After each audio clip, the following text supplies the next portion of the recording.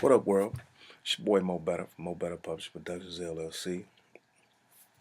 Media Group, let me make you famous in connection with I Deserve a Deal and Collective Minds LLC. Uh, Today on In Real Life with Mo Better, we're going to talk about post trauma.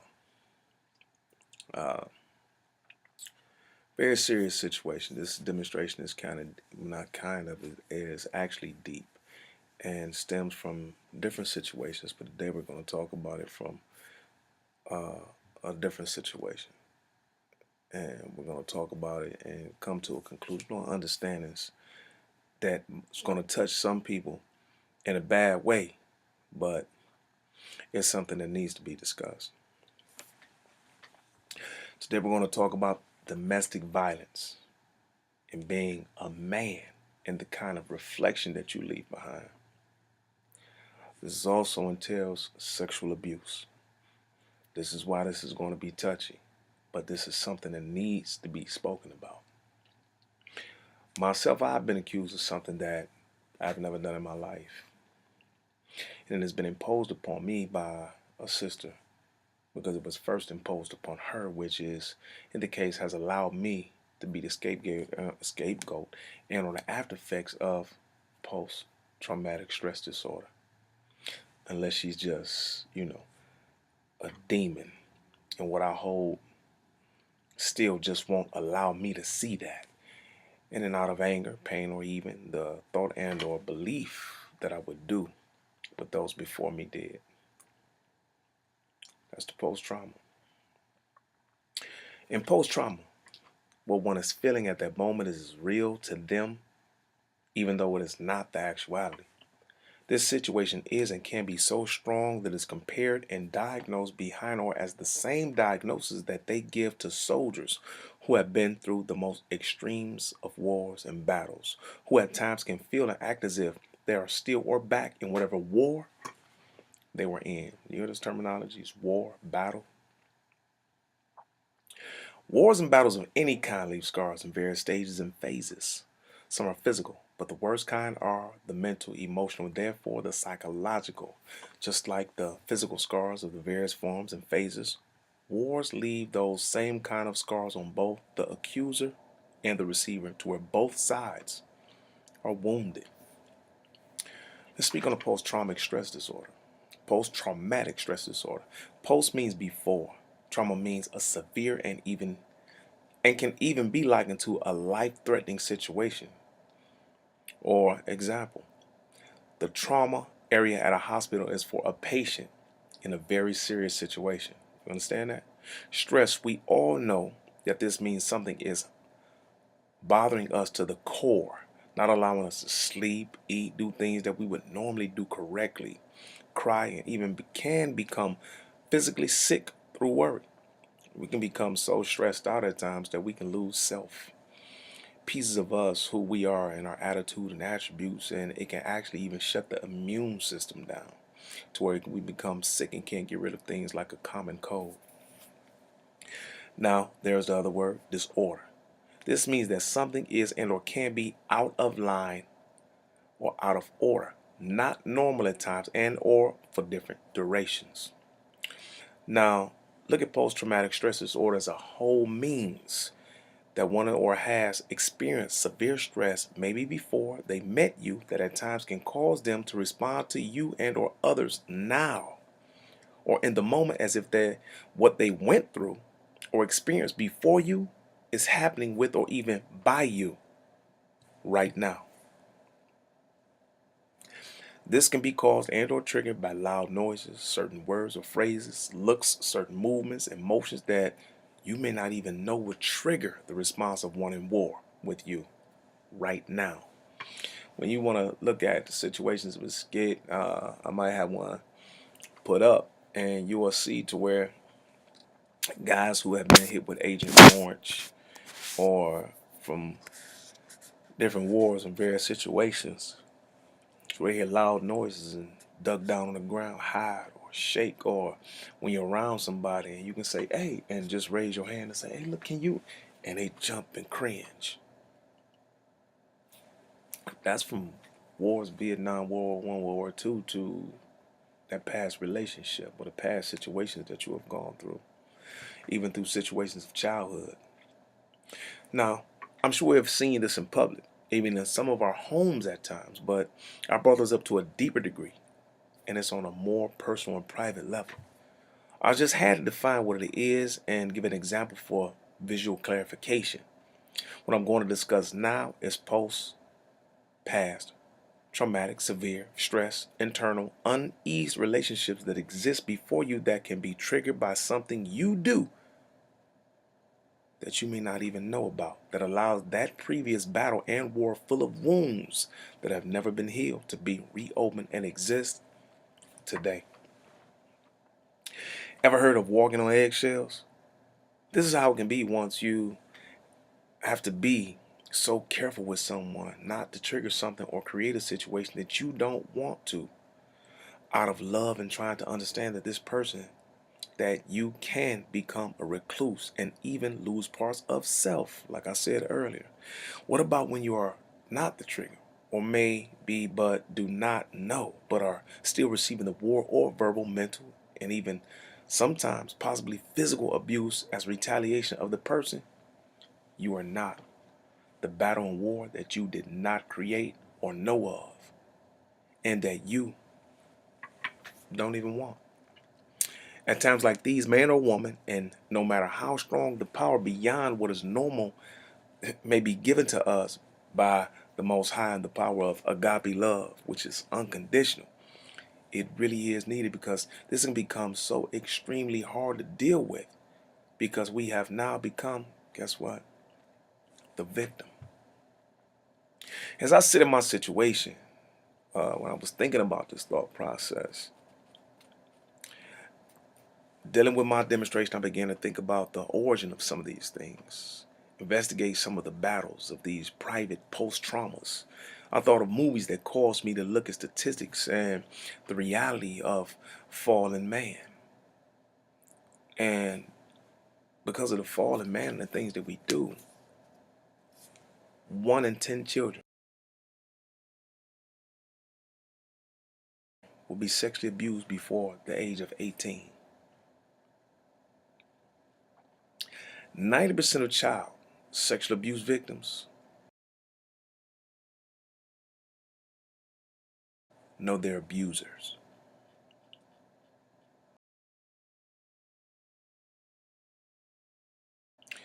Only 4 to 8% of child sexual abuse reports are fabricated. That means 9 times out of 10, when your child come and says something to you, you need to really pay attention to it.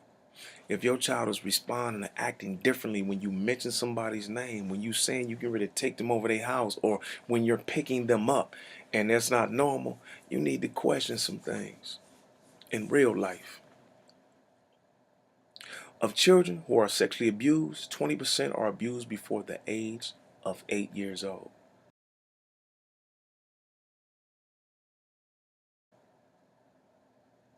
Now remember again what's going on. When you see your child acting or responding differently around somebody, something like that, it's time to question some things. And if you got a guy in your house that's dealing with these type of situations and your child is talking about it, guess what I wouldn't do? I wouldn't tell that person. Guess what I would do? I would take my child to the clinic to see if anything has happened to them first. And then guess what happened? Now some answers coming. Now don't be sick and do something to your child to get rid of some dude because you seeing somebody else, because I've experienced not that, but I've experienced a situation to where you lie and create all types of crazy situations because you want to be with somebody else, man. Don't do that. Find a way to get out and leave, but don't do that. Do not use your child to create non-existent and terrible situations upon somebody else because you cheating, you want to go somewhere else, whatever the situation. You just don't want to be with this person no more.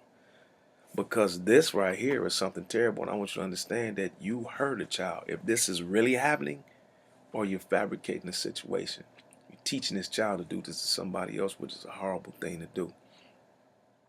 When I think about this, I thought about the movie. I thought about The Color Purple.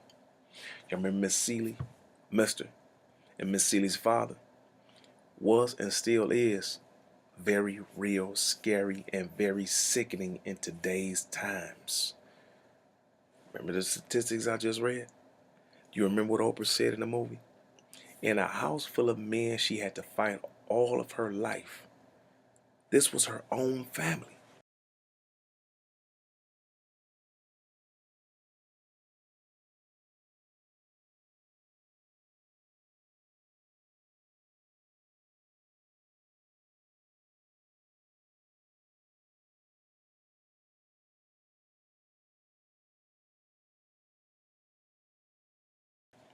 Because she had to fight so much, her post-traumatic stress disorder would not allow her to slow down or walk away from any man that caused her even more stress and pain in the end until she made it out.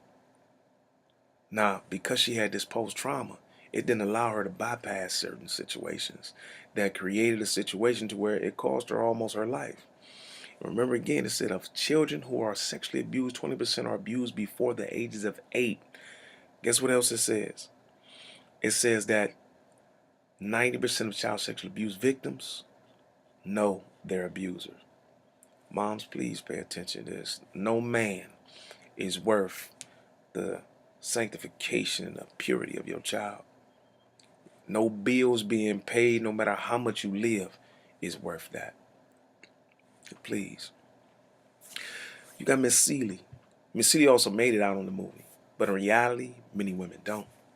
Many remain in fear and in captive to their abuser and their wars.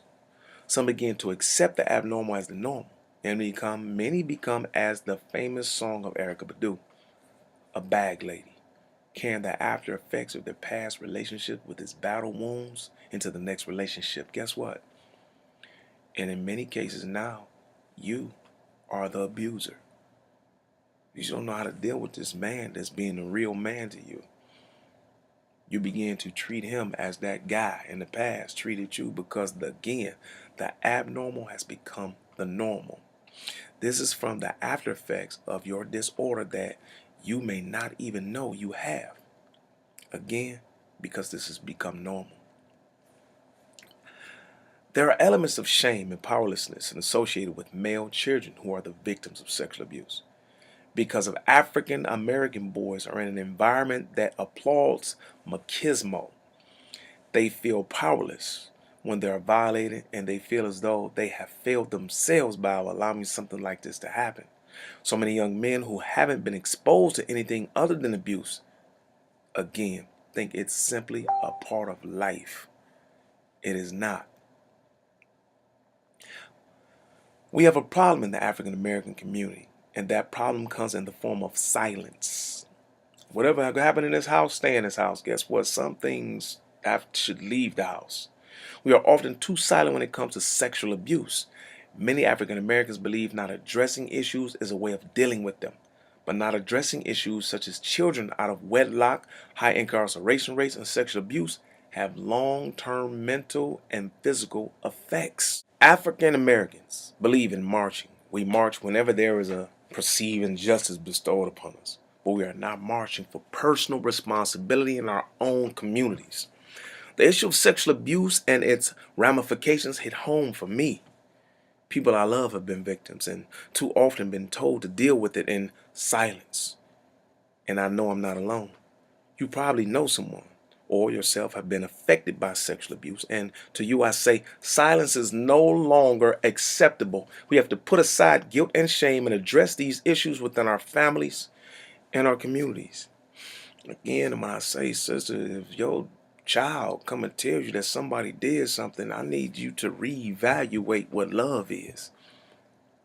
I don't care who this man is. I don't care if this man is the child's biological father.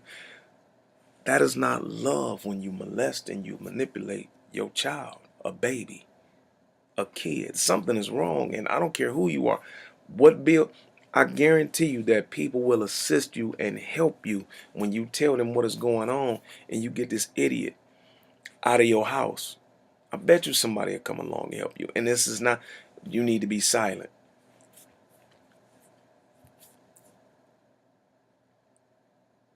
There is no other form of love. I come up through not sexual abuse, but a situation of mental and emotional abuse, and sometimes physical abuse, not sexual though, even from my mother. But still, in the form of love that she was showing me, guess what I found out? That in all that I have studied, and this is something that made me realize that something was wrong in my home.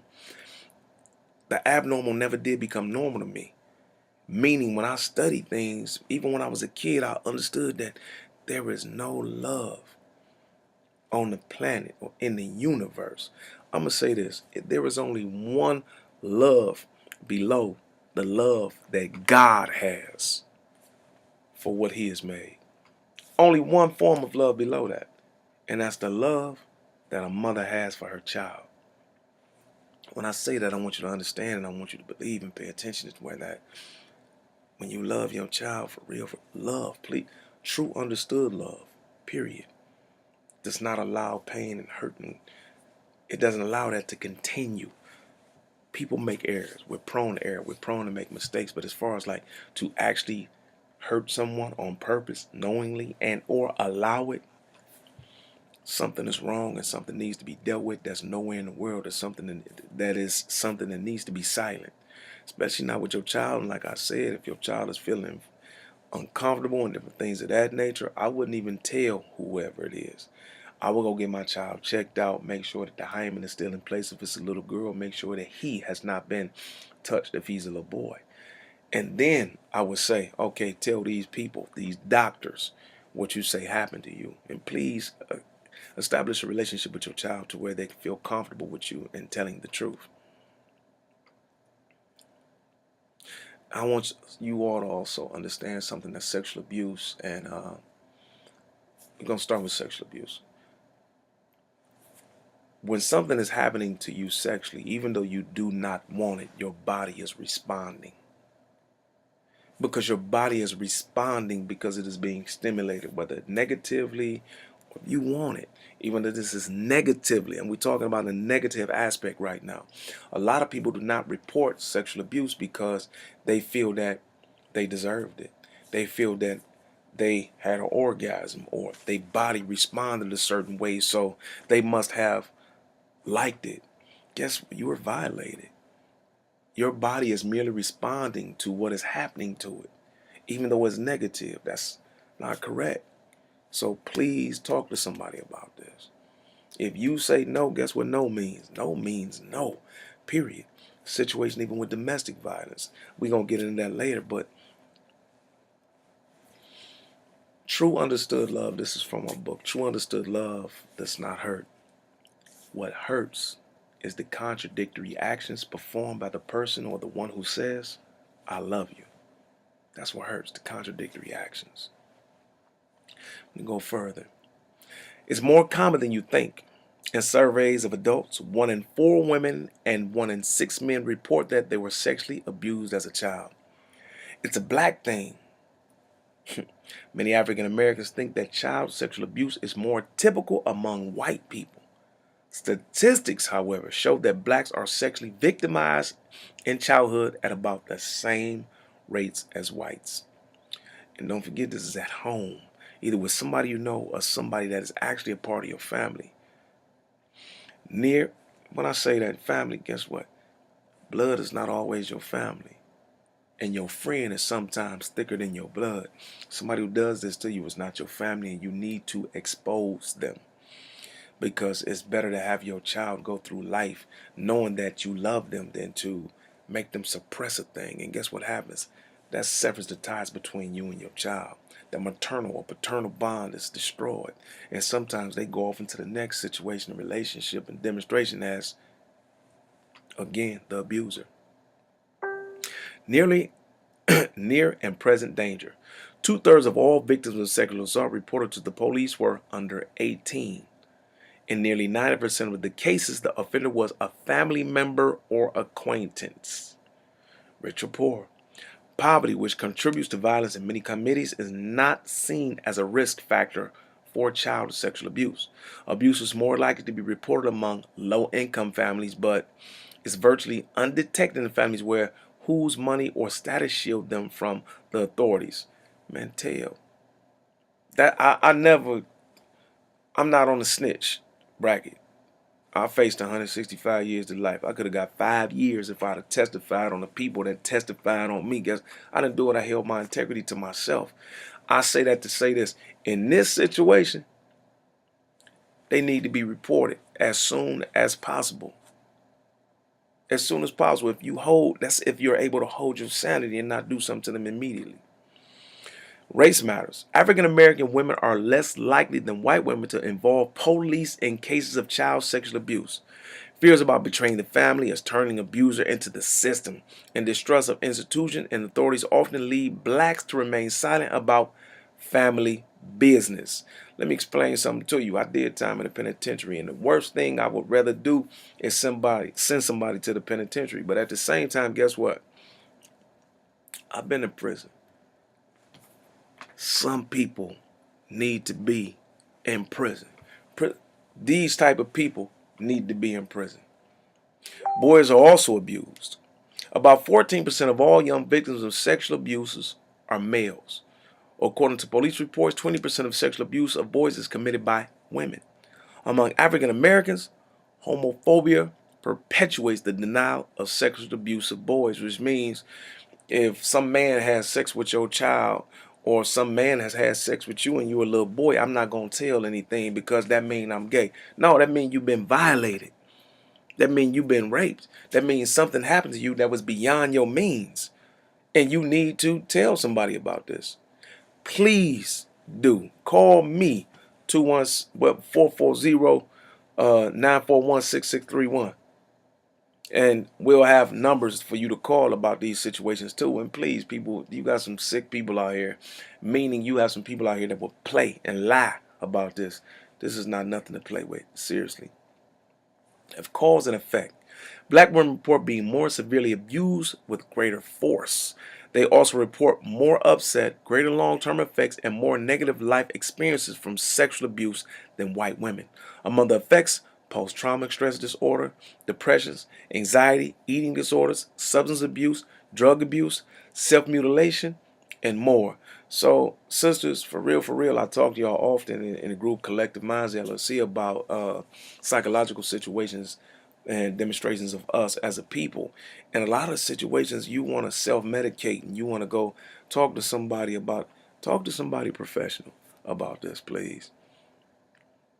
A lot of us want to go and just get medications to try to mask and cover over what actually happened when the medication does not do that. It actually can create more of a situation. And I'll put something up to you about that straight from Dr. Oz, okay? Young and troubled.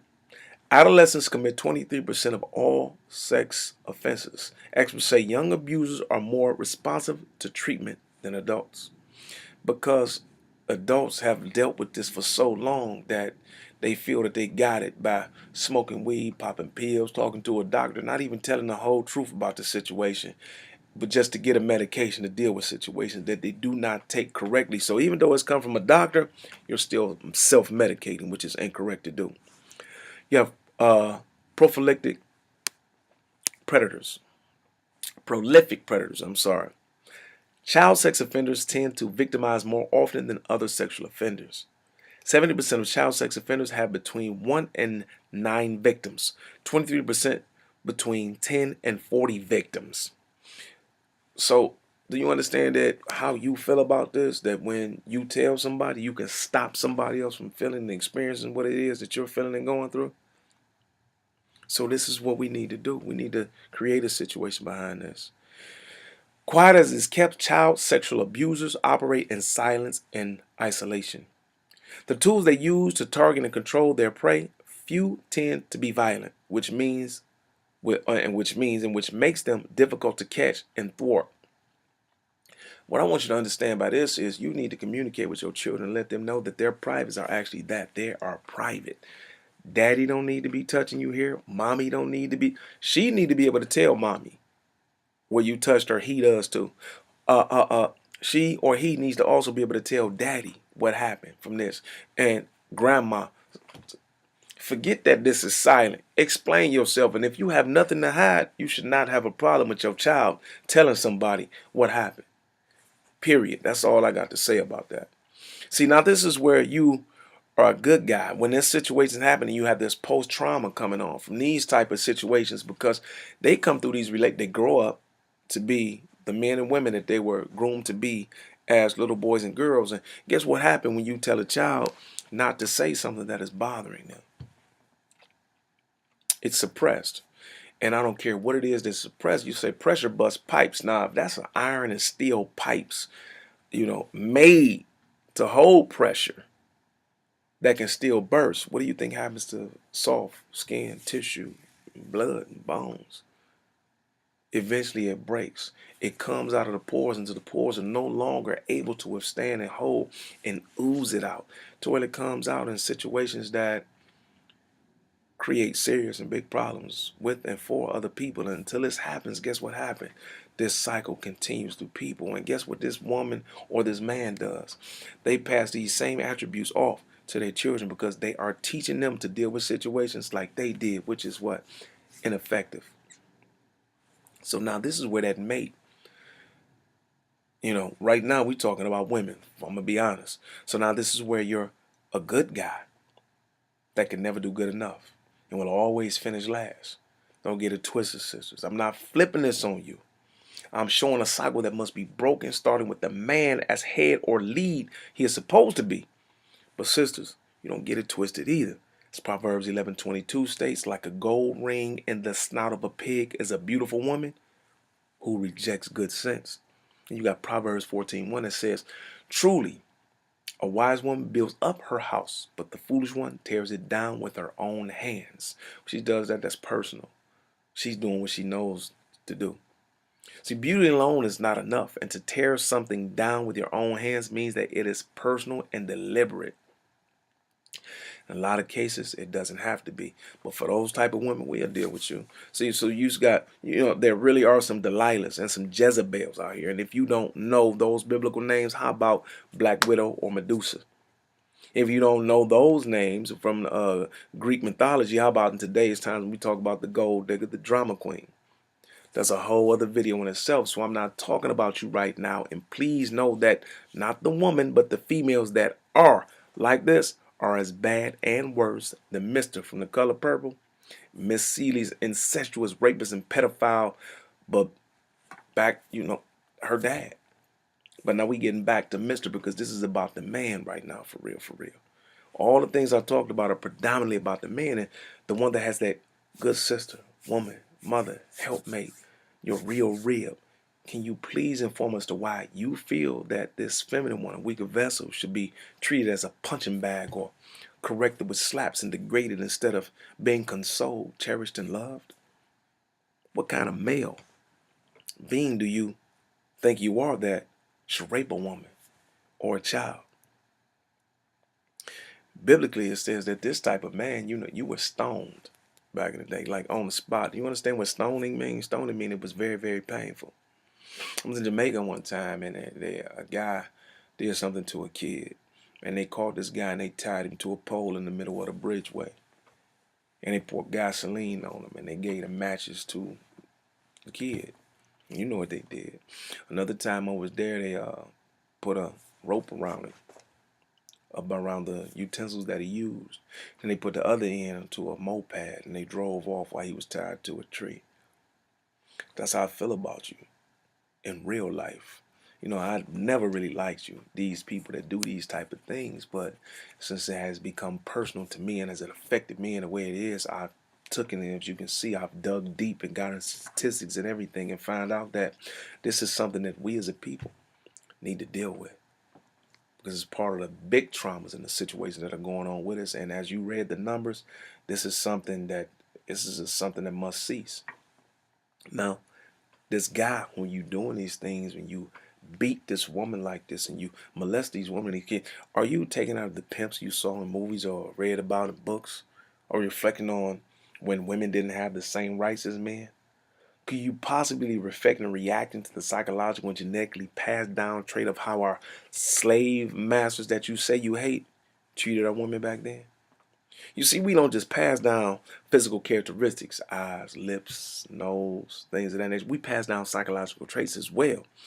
What and this was situations that were depicted before him. As we stated by Willie Lynch, he said that he will pass down this trait.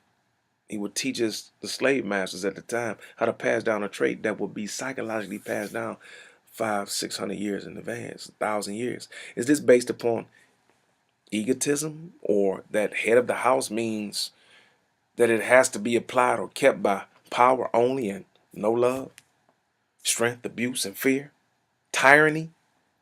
Did you see your dad doing this to your mom? Did you see somebody doing this to one of your brothers, your sisters, or something? If you did, how did you like seeing that? These are attributes and activities that you yourself would not accept or deal with. So why do you feel that this is the correct way to deal with her, or that she should accept it from you? Now, I want you to think like people talking back in slavery. Man, I'd have been dead. Okay, well, you treating her like the slave and you the master. So if you didn't like that, what you think about that is now?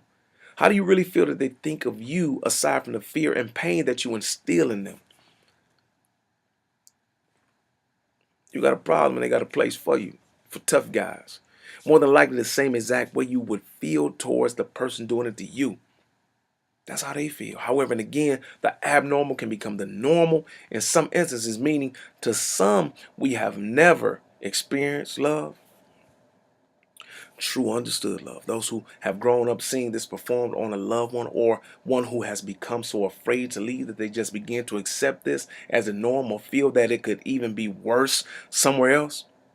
She can begin to believe that this is not the abuse and degradation that it really is, but as the normal way love is and is supposed to be, and again can carry this off into her next relationship, now as the abuser, and or not knowing how to really receive real understood love, can actually fight you and reject it because it's foreign to her.